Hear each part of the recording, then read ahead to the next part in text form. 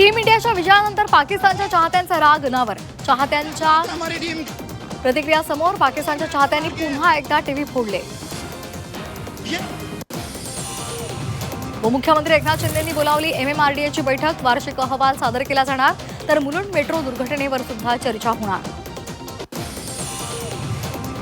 नाशिक महापालिकेची आज विशेष महासभा. स्थायी समिती सदस्यांची निवड होणार. स्थायी समितीवर कोणाची वर्णी लागणार याकडे लक्ष. राजधानी दिल्लीमध्ये आजपासून इंडिया AI इम्पॅक्ट समिट. पंतप्रधान नरेंद्र मोदी उद्घाटन करणार. जागतिक नेते उद्योजक उपस्थित राहणार. जे रुग्णालयामधील निवासी डॉक्टरांचं आजपासून उपोषण. विविध प्रलंबित मागण्यांसाठी आजपासून बेमुदत उपोषण. पहिल्या दिवशी 200 डॉक्टर सहभागी. अहिल्यानगरात भेसळयुक्त दुधावर कारवाई. 1200 लिटर भेसळयुक्त दूध नष्ट. फॅट वाढवणारे घातक लिक्विड आणि रासायनिक पावडर जप्त. मुंबईची हवा बिघडली. शहर उपनगरांमध्ये हवेची गुणवत्ता मध्यम श्रेणीत. वांद्रेमधील हवा सर्वाधिक प्रदूषित असल्याचं समोर.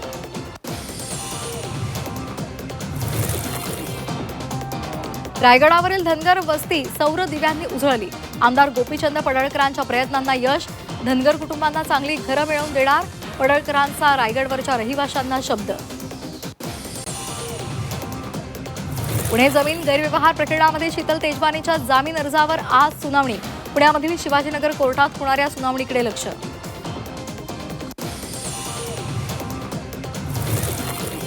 पुण्यामधील आंदोलन दोन्ही पक्षाला भोवलं. भाजप काँग्रेस पक्षाच्या नेत्यांवर गुन्हे दाखल.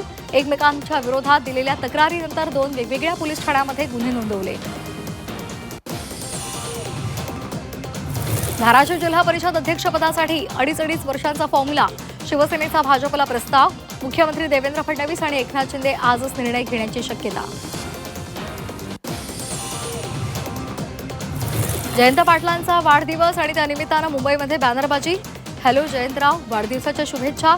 अजितदादांची आठवण काढत भावनिक बॅनरबाजी.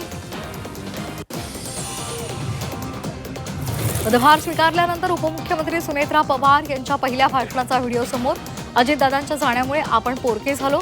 भाषणामध्ये अजित पवारांच्या आठवणींना उजाळा.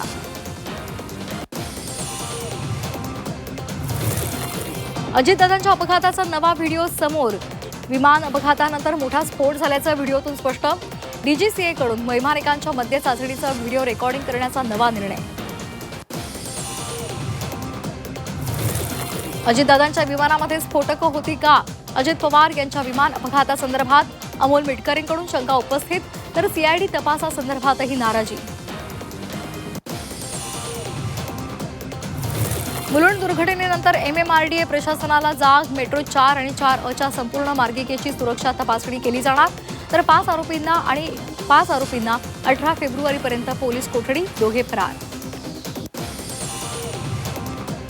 सायबर भापट्यांचा 2 जणांना 15 लाखांचा गंडा.